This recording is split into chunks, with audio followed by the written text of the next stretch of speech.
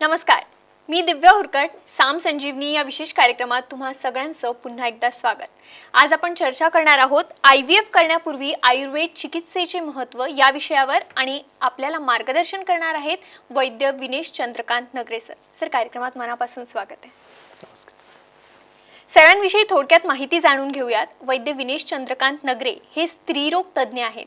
पुण्यातल्या टिळक आयुर्वेद महाविद्यालयातून आयुर्वेदातली MS स्त्रीरोग ही पदव्युत्तर पदवी त्यांनी घेतली. गेली 23 वर्षे ते पुणे आणि मुंबईत रुग्णांना सेवा प्रदान करत आहेत. स्त्रियांमधल्या विविध शस्त्रक्रियांमध्ये ते पारंगत आहेत. तसंच या शस्त्रक्रिया टाळण्यासाठी उपयुक्त अशा विविध आयुर्वेद उपचारांबाबत ते सतत संशोधन करत असतात. स्त्रियांमधल्या वंध्यत्वाबरोबरच पुरुषांमधल्या वंध्यत्वाच्या विविध कारणांचा वेध घेऊन त्याबद्दलही ते सतत संशोधन करत असतात. फक्त भारतातलेच नाही तर परदेशातल्याही अनेक रुग्णांना IVF न करता नैसर्गिक गर्भधारणा होण्यासाठी आयुर्वेद उपचाराबाबत त्यांनी मार्गदर्शन केलंय. अपत्य प्राप्तीसाठी आयुर्वेदातले विविध उपचार तसंच उत्तरबस्ती या विशेष पंचकर्मात त्यांनी प्रावीण्य मिळवले. सध्याच्या काळात तरुण मुलींमध्ये मोठ्या प्रमाणात आढळणाऱ्या मासिक पाळीशी संबंधित PCOD या आजारावर त्यांचं विशेष संशोधन आहे. आपल्यालाही सरांना प्रश्न विचारायचे असतील तर आपण फोन करू शकता. त्यासाठी आमचा स्टुडिओ क्रमांक लिहून घ्या 02266843333. तर लगेच फोन करा आणि तुम्ही सरांना आत्ताच तुमचे प्रश्न विचारू शकता. आजचा विषय आहे IVF करण्यापूर्वी आयुर्वेद चिकित्सेचे महत्त्व. सर, पुन्हा एकदा कार्यक्रमात स्वागत करते. सर, सध्या आपण बघतोय IVFचं प्रमाण खूप वाढलं आहे. अशा परिस्थितीत IVF करताना जे IVFचे पेशंट्स आहेत त्यांनी आधी आयुर्वेदिक उपचार पद्धती घेतल्या तर त्यांच्यामध्ये काय विविधता आपल्याला बघायला मिळते? बेसिकली दिव्या, कार्यक्रम सुरू करण्यापूर्वी उद्या जागतिक महिला दिन आहे. त्यामुळे या जागतिक महिला दिनाच्या सर्वांना खूप खूप शुभेच्छा. IVFला खरं म्हणजे कोणीही सहज म्हणून जात नाही. आता आपण बघतो की खूप IVF सेंटर झालेली आहेत. मी कॉलेजला होत्या वेळेस जवळपास बोटावर मोजण्या इतके सेंटर पुण्यामध्ये किंवा मुंबईत सापडायचे. आता मात्र मोजता येणार नाही एवढी सेंटर सापडतात. मग IVFला जावं लागत असेल तर काहीतरी विशिष्ट कारणं असतील. म्हणजे सामान्य गर्भधारणा होत नाही आहे, अजून काही विशेष प्रयत्न करून होत नाही, मग अशा वेळेस IVFला जावं लागतं. मग ही कोणती कारणं असतात? एक छोटी स्लाईड मी दाखवली, त्यामध्ये स्पष्ट लिहिलेलं आहे. एकतर पुरुषांची शुक्राणूंची संख्या कमी असणे, 0.1 0.2 मिलियन किंवा अगदी 0 मिलियन काउंट कधी कधी असतो. संख्या चांगली असते पण मग मोटिलिटी म्हणजे हालचाल करण्याची क्षमता कमी असते. ही बऱ्याच वेळा 10%, 20% किंवा अगदी 0% पर्यंत पण खाली असते. आणि तिसरा मुद्दा जो बऱ्याच वेळा सुटतो तो म्हणजे स्पर्मची रचना. शुक्राणूंच्या रचनेमध्ये धड, डोकं आणि शेपटी हे 3 रचना असतात. त्या रचनेमध्ये दोष असतात. म्हणजे काउंट, मोटिलिटी दोन्ही नॉर्मल आहेत पण रचनेमध्ये फक्त 1% स्पर्म नॉर्मल असतील तर अशाच गर्भधारणा अवघड जाते. आणि मग अशा पुरुषांमध्ये असलेल्या दोषामुळे स्त्री जोडप्याला IVF करायला सांगितलं जातं आणि कधी कधी डोनर पण घ्यायला लागतात. स्त्रियांचा विचार केला तर काय काय सापडतं? एकतर गर्भाशयामधला दोष म्हणजे ॲडिनोमायोसिस, एंडोमेट्रियोसिस, बीजवाही नलिकेतला दोष म्हणजे ट्युबल ब्लॉक सारखे दोष असतात. अगदी AMH लो असते. AMH म्हणजे काय तर अँटीमुलिन हार्मोन जो बीज निर्मितीच्या प्रक्रियेवर नियंत्रण ठेवतो, हा बऱ्याच वेळा कमी झाला तर ओव्हरियन रिझर्व म्हणजे बीजांडकोशात असणारी बीजांची संख्या कमी झाली आहे आणि आता IVF करावं लागेल असं सांगितलं जातं. आपण एंडोमेट्रियोसिस पाहिलं आहे. बीजवाही नलिकेत अडथळा असतो. बऱ्याचदा कधी कधी TB झाला म्हणून ट्युबल ब्लॉक होतो. TBच्या इन्फेक्शनमुळे त्या पोटामध्ये सगळं जे काही रचना बिघडून जाते, इन्फेक्शन होतं, त्यामुळे ट्युबल ब्लॉक होतात. कधी कधी एंडोमेट्रियोसिसमुळे ट्युबल ब्लॉक होतात. एंडोमेट्रियोसिस हा गर्भाशयाच्या अस्तराचा सूज आल्यानंतर होणारा आजार जो पसरला तर गर्भाशय, बीजवाही नलिका, पोटातले बीजांडकोश, आतडी ह्या सगळ्यांना चिटकून टाकतो आणि त्यांना त्यांचं काम चांगलं करू देत नाही. सो ट्युबल ब्लॉकचे दोन्ही कारणं असू शकतात. त्या व्यतिरिक्त PCOD हा अगदी कॉमन सापडणारा आजार. पॉलिसिस्टिक ओव्हरियन डिसीज म्हणजे बीज निर्मितीमध्ये येणारा अडथळा. बऱ्याच वेळा बीज निर्मिती उशिरा होते. कधी कधी बीज निर्मिती होऊनही ती पुरेशी चांगल्या साईजची नसते. म्हणजे 20 mm पर्यंत साईज आपल्याला आवश्यक असते. ती कधी कधी 10 mm, 12 mm मध्ये ओव्युलेशन होतं. कधी कधी गाठी निर्माण होतात छोट्या मोठ्या. Simple ovarian cyst, complex ovarian cyst, chocolate cyst, haemorrhagic cyst, endometriotic ovarian cyst, मग अशा आपण जे बघितलं तसं. तर या सगळ्या गोष्टींमुळे अगदी PCOD तरुण असणाऱ्या मुलींमध्ये खूप मोठ्या प्रमाणात सापडतो. दुर्लक्ष केलं गेलं आणि लग्नानंतर जर हे बघायला लागलं तर ओव्युलेशन वेळेवर होत नसल्यामुळे प्रेग्नन्सी लवकर राहत नाही. आजार चिरकाल झालेला असतो म्हणजे बऱ्याच दिवसापासून असल्यामुळे त्याने ठाण मांडून बसतो. अशा वेळेस कितीही औषध दिलं तरी त्याला शरीर दाद देत नाही आणि म्हणून IVF करावं लागतं. अशामध्ये आम्ही नेहमी सांगतो PCOD जर असेल लवकर सुरुवात करा. सुरुवात म्हणजे औषधांची नाही, लवकर सुरुवात आपल्या जगण्याची, चांगल्या जगण्याची. लवकर उठा, लवकर झोपा, चांगला व्यायाम करा, उत्तम आहार करा, वेळेवर करा, मन मोकळं जगता येईल असं काहीतरी ॲक्टिव्हिटी करा. असं करायला लागलं की शरीराची प्रक्रिया सुरळीत होते, हळूहळू ओव्ह्युलेशन चांगलं होतं आणि मग पाळी चांगली येते. लग्न झाल्यानंतर मुलं व्हायची अडचण येत नाही. PCODमुळे बऱ्याचदा IVF करणाऱ्या पेशंटमध्ये जवळपास 30 ते 40% संख्या ही PCOD पेशंटची असते. जर तुम्ही आधीपासून सुरुवात केली तर IVFचं तुम्हाला नावसुद्धा घ्यायला लागणार नाही. त्यामुळे हे जर सगळं लक्षात ठेवायचं असेल तर ह्या सगळ्या गोष्टी लक्षात ठेवून त्याच्यावरचे उपचार तुम्ही जर वेळेत करून घेतलेत तर IVF कडे जावं लागत नाही. अगदी सर, पण ज्या पेशंट्सनी IVF केलं नाही आहे त्यांच्यासाठी आयुर्वेद चिकित्सेचं कशा प्रकारे महत्त्व आहे, कशा प्रकारे उपचार आयुर्वेद चिकित्सा त्यांना सांगते.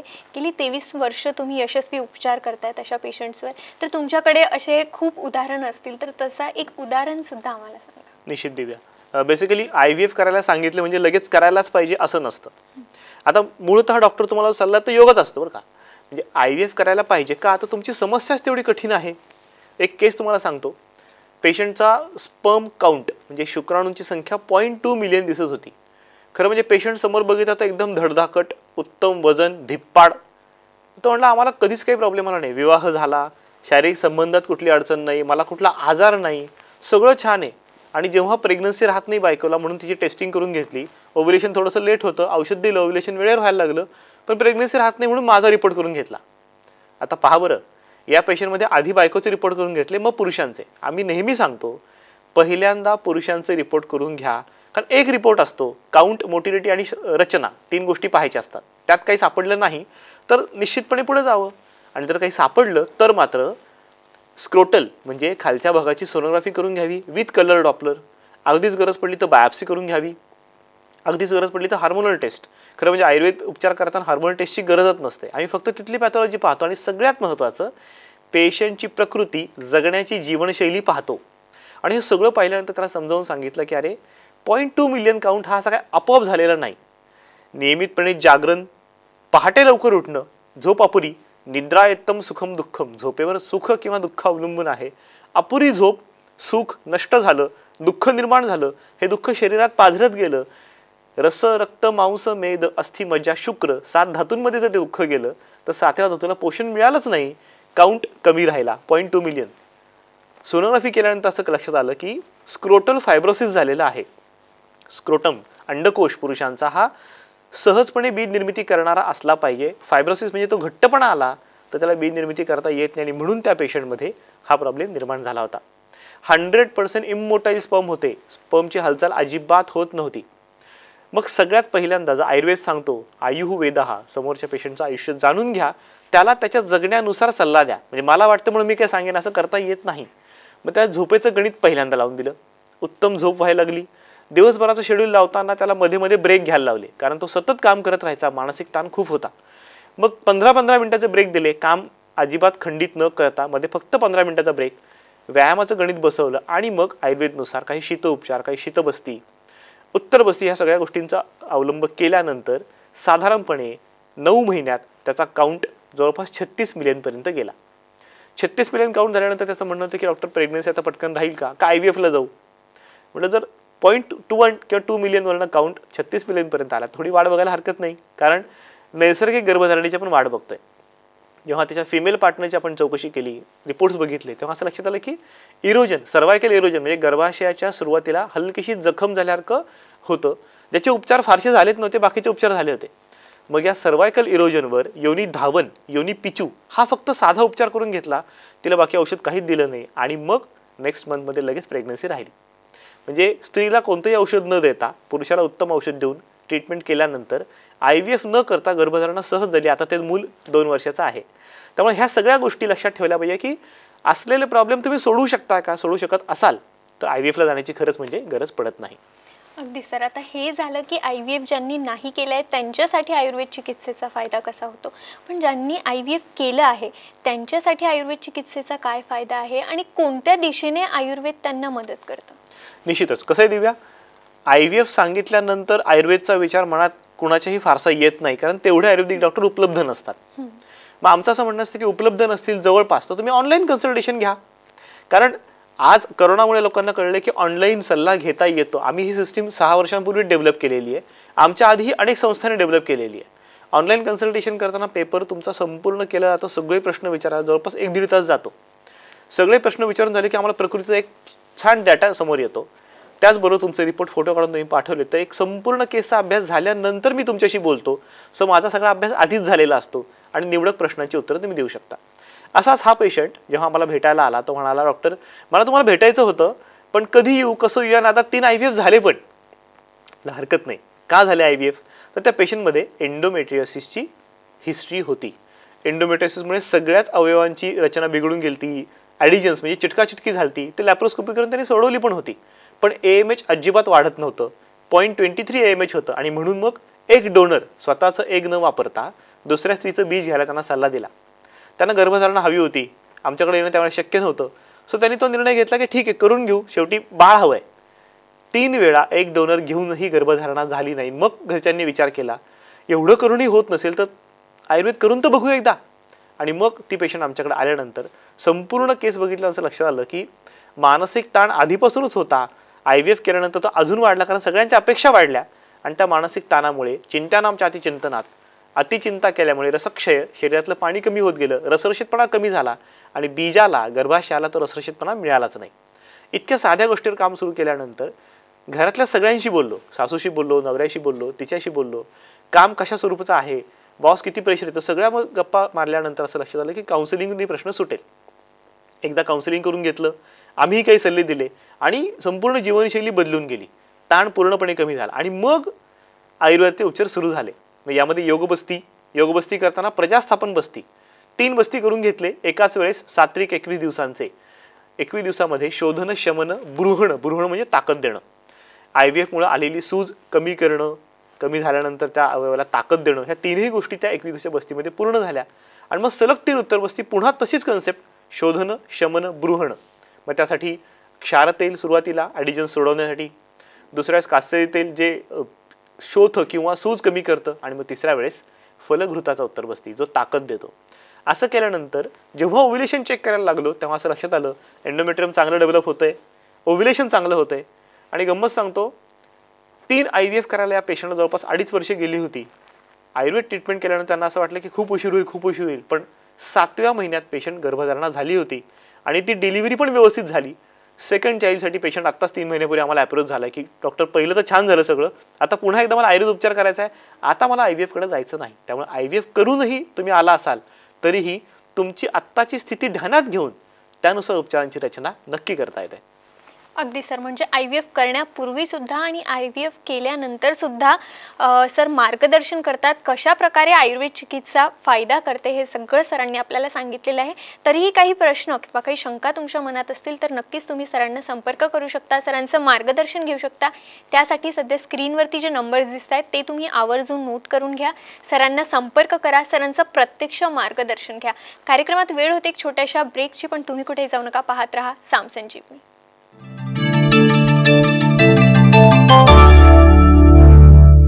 ब्रेकनंतर साम संजीवनीमध्ये तुम्हा सगळ्यांचं पुन्हा एकदा स्वागत. IVF करण्यापूर्वी आयुर्वेद चिकित्सेचे महत्त्व या विषयावर आज आपण चर्चा करतोय आणि आपल्याला मार्गदर्शन करतायत वैद्य विनेश चंद्रकांत नगरे सर. सर पुन्हा एकदा ब्रेकनंतर स्वागत आहे. आता ब्रेक आधी तुम्ही सांगितलं की ऑनलाईन सल्लाही घेता येतो, तुम्ही ऑनलाईन सल्ला देता. तर ज्या पेशंट्सना प्रत्यक्ष भेटणं शक्य नाही आहे त्यांनी ऑनलाईन सल्ला घ्यायचा असेल तर काय प्रोसिजर आहे? बेसिकली आपण आपले फोन नंबर्स आणि वेबसाईटचा ॲड्रेस पण दाखवलेला आहे. तुम्ही अगदी गुगलवर आमचं नाव टाकलं किंवा क्लिनिकचं नाव टाकलं तरीही तुम्ही सहजपणे कनेक्ट होऊ शकता. फोन केल्यानंतर तुम्हाला विशिष्ट वेळेची अपॉइंटमेंट दिली जाते. ही वेळ तुमच्या सोयीची असते. तुम्हाला जेव्हा 1-1.5 तास वेळ मिळू शकेल अशा वेळेस आमचे डॉक्टर तुम्हाला कॉन्टॅक्ट करतात. आमचं क्लिनिक सकाळी 7:30 ते रात्री 9पर्यंत सतत उघडं असतं, ते बंद कधीही नसतं. 365 दिवस ते चालू असतं. या दरम्यान तुमच्या सोयीच्या वेळेनुसार आम्ही फोन केल्यामुळे सगळ्या प्रश्नांची शांतपणे उत्तरं देता येतात. बऱ्याच पेशंटचा असा विचार असतो की डॉक्टर इतकं बारीक का विचारता? याचं कारण तुमचं आयुष्य जाणून घ्यायचं असतं. आयुर्वेदः, आयुर्वेद म्हणजे आयुर्वेदः. आयुष्य जाणून घेतलं की लक्षात येतं की किती छोट्या छोट्या गोष्टी असतात ज्या चुकल्यामुळे गडबड होते. अगदी साधी उदाहरणं देतो. काही लोकांना कच्चं खायची सवय असते, पीठ मळता मळता थोडंसं पीठ कच्चं खातात. काहींना नुसतंच लोणच्यावर जेवायची सवय असते, काहींना पापडाशिवाय जेवण जात नाही. आता लवणम शुक्रम नाशनम, अति मीठ शुक्राला नाशक असतं हे कोणालाच माहीत नाही, आयुर्वेदाने लिहिलेलं आहे. आणि मग लोणचं, पापड, कच्चं खाणं यातनं सतत तुमच्या शरीरात काहीतरी विशिष्ट गोष्टी घडतात. याचा मागोवा आमचे डॉक्टर घेतात. ह्या सगळ्या प्रश्नांचा मागोवा घेतला की मग प्रत्यक्षात आत्ता दिसणारं चित्र तुमच्या शरीरातलं रिपोर्टनुसार आम्ही पाहतो. सो मागोवा घेतलेला, जीवनशैली बघितलेली आणि मग आत्ताचा रिपोर्ट, ह्या सगळ्यांचं एकत्रित गणित एकदा जमलं की कळतं ह्या पेशंटचं नक्की आत्ता काय बिघडतंय. आणि मग त्यानुसार औषधांची, पंचकर्माची, आयुष्यातल्या जीवनशैलीच्या सल्ल्याची रचना करता येते. आणि ही रचना एकदा केली की हळूहळू शरीर नॉर्मलला यायला लागतं. म्हणजे तुमचं शरीर तुम्हाला नव्याने सापडतं. अगदी सोपं सांगतो, काही पेशंट सांगतात डॉक्टर पूर्वी महिन्यातनं 3-4 वेळा आम्हाला जनरल प्रॅक्टिशनरकडे औषध घ्यायला जायला लागायचं, आता आम्ही एकदाही जात नाही, आजारीच पडत नाही, हा किरकोळ प्रॉब्लेम सुटला की सुटला. त्यामुळे ह्या सगळ्या गोष्टी ऑनलाईन सुद्धा होऊ शकतात. ऑनलाईन कुरिअर अख्ख्या जगात जातं. अमेरिका, स्वित्झर्लंड, रशिया, चीन सगळीकडे आम्ही कुरिअर पाठवलेलं आहे. औषधं सहजपणे पोचू शकतात, काळजी करू नका. व्हॉट्सॲप व्हिडिओ कॉलमुळे तुम्ही थेट आम्हाला व्हिडिओ कॉल करू शकता, ऑडिओ कॉल करू शकता, काहीही अडचण येत नाही. आमचा तुम्हाला मार्गदर्शन 100% मिळू शकतं. अगदी सर. अजून एक महत्त्वाचा प्रश्न म्हणजे सर, ज्यांनी आयुर्वेद उपचार घेतले आहेत त्यांना IVF यशस्वी झालं आहे त्यांचं, असे काही उदाहरण सांगता येतील का? निश्चितच. कसं होतं दिव्या, बरेच वेळा कॉम्प्लिकेशन असे गुंतलेले असतात की प्राकृत गर्भधारणा शक्य नसते, नैसर्गिक गर्भधारणा शक्य नसते. म्हणजे काय, एका पेशंटचं उदाहरण तुम्हाला सांगतो. 2009 मध्ये पेशंट आमच्याकडे आला. मागाशी मी जे उल्लेख केले सगळे मुद्दे सगळं पेशंटमध्ये होतं. PCOD होतं, AMH कमी झालेलं होतं, दोन्ही ट्यूब ब्लॉक झालेल्या होत्या, एंडोमेट्रियोसिस होतं. सुरुवात PCOD एंडोमेट्रियोसिस झाली. तिला सुरुवातीला PCOD होतं. हळूहळू ट्रीटमेंट करता करता लक्षात आलं की एंडोमेट्रियोसिस डेव्हलप झालेलं आहे. एंडोमेट्रियोसिसमुळे ॲडिजन्स झाल्या होत्या, त्या सोडवल्या. तिला प्रेग्नन्सी राहिली एक IVF केल्यानंतर, पण ट्यूबल प्रेग्नन्सी राहिली. दोन्हीकडच्या ट्यूबमध्ये प्रेग्नन्सी राहिल्या. डॉक्टरांनी सांगितलं आता प्रेग्नन्सी ट्यूबमध्ये राहत असेल तर नॅचरल नको. दोन्ही ट्यूब ब्लॉक केल्या. पुढे जाऊन बघितलं तर AMH कमी दिसायला लागलं. इंडक्शन दिल्यानंतर सुद्धा, इंजेक्शन दिल्यानंतर सुद्धा एग डेव्हलप होईना, एग क्वालिटी खूप लो राहायला लागली. त्यांचं असं म्हणणं होतं की आता एग डेव्हलप होत नाहीये, औषध दिलं तरच पाळी येते. इतकं जर लो झाला असेल तर तुम्ही सरळ डोनर एग घ्या, डोनर एम्ब्रिओ घ्या किंवा सरोगसी करा. पेशंट कशालाच तयार झाली नाही. ती म्हणली नको, माझं वय 38 वर्ष आहे, मी काही करणार नाही, थांबा. पेशंट आम्हाला भेटली तेव्हा आम्ही बघितलं या व्यतिरिक्त काय काय होतं. तिला ॲसिडिटी रेग्युलरली होत होती, बीजांडकोशाला सूज होती, झोप नीट लागायची नाही, चिडचिड खूप व्हायची. ह्या सगळ्या गोष्टींचा मागोवा घेऊन तिला पुन्हा एकदा जीवनशैली, झोपेचं गणित हे सगळं बारीक बारीक गोष्टी लावून दिल्या. हळूहळू ट्रीटमेंट सुरू केली. पेशंट दर महिन्याला विचारायचे डॉक्टर आता पुढे काय, आता पुढे काय. म्हटलं ताई थांबा, तुमच्यात कॉम्प्लिकेशन भरपूर प्रकारच्या आहेत. आम्ही जेवढे प्रॉब्लेम पेशंटमध्ये सोडवतो वेगवेगळ्या, सगळे तुमच्या एकटीमध्ये आहेत, त्यामुळे गडबड करू नका, शांत राहा. ते म्हणजे ठीक आहे, तुम्ही सांगाल तेवढा वेळ थांबेल. 6 महिन्यानंतर नैसर्गिक तिला पाळी यायला सुरुवात झाली. दर महिन्याला सहजपणे पाळी यायला लागली. पाळीचं औषध न देता, नीट लक्षात ठेवा आम्ही पेशंटला पाळीचं औषध देत नाही. कन्सेप्ट ही असते शरीरातल्या 7 धातूंची क्षमता वाढावी. 7 धातूंची क्षमता वाढली म्हणून शुक्राची क्षमता वाढावी आणि शुक्राचं व्यक्तीकरण म्हणजे बीज निर्मिती, ओव्ह्युलेशन व्हावं, पाळी यावी. हळूहळू ट्रीटमेंट जशी पुढे जायला लागली, 1 वर्षानंतर रिपोर्ट केलं असं लक्षात आलं ओव्ह्युलेशन चांगलं होतंय, एंडोमेट्रियम चांगलं डेव्हलप होतंय, ॲसिडिटी अजिबात नाही, पाळी नैसर्गिक यायला लागलेली आहे, चिडचिड नाही, कंटाळा नाही, काही नाही, सगळं छान आहे. मग पेशंटने विचारलं डॉक्टर IVFला जाऊ का. म्हटलं हरकत नाही, कारण IVF हा शेवट तुमचा पर्याय आहे, पण आता मला असं वाटतं की तुम्ही त्या लेव्हलला आलेले आहात. त्या डॉक्टरांनी जेव्हा तिला औषध द्यायला सुरुवात केली, इंडक्शन, कारण त्याशिवाय पर्याय नसतं. असं नसतं की गेलं ना IVF केलं. इंडक्शन दिल्यानंतर 39 एग्स म्हणजे 39 बीजांड डेव्हलप झाली, सगळी चांगल्या क्वालिटीची होती. त्यात त्यांनी 8 एम्ब्रिओ फॉर्म केले, 8ही चांगल्या क्वालिटीचे, A ग्रेड त्याला म्हणतात. 1 एम्ब्रिओ इम्प्लांट केला, प्रेग्नन्सी राहिली. 39 वर्ष वय असताना मेटाबॉलिक डिसऑर्डर कुठलीही झाली नाही, म्हणजे प्रेग्नन्सी इंड्यूस डायबिटीस नाही, प्रेग्नन्सी इंड्यूस हायपरटेन्शन नाही, बाळामध्ये कुठलाही दोष नाही आणि सगळ्या प्रकारे सहजपणे होऊन सिझेरियन सेक्शननी पेशंट डिलिव्हर झाली. बाळ अतिशय हेल्दी, आता ते बाळ जवळपास 2.5 वर्षाचं आहे. ह्या सगळ्या गोष्टी का शक्य झाल्या, कारण आयुर्वेदाने नैसर्गिक गर्भधारणा व्हायलाच पाहिजे असा आग्रह न धरता IVF करावं लागणार माहिती होतं, त्या प्रकारे आपण ट्रीटमेंट केली. दुसरी एक केस मी आत्ता पाहिली, जिला ट्यूबल ब्लॉक असताना ट्यूबल ब्लॉक केलेलं नव्हतं, ट्यूबल ब्लॉक होतं. मग अशा वेळेस त्या पेशंटची ट्रीटमेंट 1.5 वर्ष केल्यानंतर टोटली ट्यूबल ब्लॉक निघालेला, गर्भाशय नॉर्मल असे रिपोर्ट आम्ही समोर पाहतो नेहमी. अगदी सर. एक जाता जाता शेवटचा प्रश्न म्हणजे पंचकर्म आणि उत्तरबस्ती IVF मध्ये कशा प्रकारे IVF पेशंट्सना फायदा करतो. बेसिकली दिव्या, पंचकर्म का करावं लागतं किंवा उत्तरबस्ती का करावा लागतो. क्लिष्टता एवढी वाढलेली असते की नुसती औषधं खाऊन धातूंमध्ये बदल पटकन होत नाही. अशा वेळेस धातूंमध्ये बदल लवकर व्हायचा असेल तर शोधन करणं गरजेचं आहे. म्हणजे जो मलभाग शरीरात अडकून पडलाय, भले तो आतड्यात असेल, धातूंमध्ये असेल किंवा तिथल्या बाकीच्या शाखांमध्ये असेल, तो ओढून काढून बाहेर काढावा लागतो. अशा वेळेस पंचकर्मातलं वमन, विरेचन, बस्ती अत्यंत उपयोगी पडतात. बस्ती तर सहजपणे तुम्हाला घरी पण करू शकता. बाहेरगावचे पेशंट आमच्याकडे आले की आम्ही त्यांना एक बस्ती करून देतो, शिकवतो आणि घरी करायला सांगतो. म्हणजे बऱ्याच पेशंटचं घर एक खेडेगावात असतं, शहराकडे जाता येत नाही, सेंटर नसतं, असेच ते घरच्या घरी करता येतं. उत्तर बस्ती मात्र करायला तुम्हाला पुण्यात आमच्या इथे राहून करावा लागतो, कारण ते स्पेशल स्किल आहे. दोन्ही गोष्टी जर नीट केल्या तर क्लिष्टता कमी होत जाते, गर्भधारणेला चान्सेस जास्त वाढतात आणि IVF न करताही गर्भधारणा होऊ शकते, हे निश्चित. अगदी सर, म्हणजे तुम्हाला काहीही त्रास असेल तर नक्कीच तुम्ही सरांना संपर्क करू शकता. त्यासाठी तुम्हाला सरांचे संपर्क क्रमांक स्क्रीनवरती दिसत आहेत, ते तुम्ही आवर्जून नोट करून घ्या. सरांना संपर्क करा. सरांचा ऑनलाईन सल्लाही तुम्ही घेऊ शकता, जसं आत्ता सरांनी प्रोसिजर सांगितली, किंवा तुम्ही सरांना प्रत्यक्षही भेट देऊ शकता. सर पुणे आणि मुंबईत असतात तर तिथे तुम्ही सरांना प्रत्यक्ष भेट देऊ शकता. तुम्ही सरांचा संपर्क क्रमांक नोट करून घ्या, सरांना संपर्क करा आणि त्यांचं मार्गदर्शन घ्या. सर तुम्ही इथे आलात, खूप छान असं मार्गदर्शन आम्हाला केलं, त्यासाठी मनापासून आभार. धन्यवाद. साम संजीवनीमध्ये आज वेळ होते इथेच थांबण्याची, मात्र तुम्ही कुठेही जाऊ नका. पाहत रहा साम टीव्ही.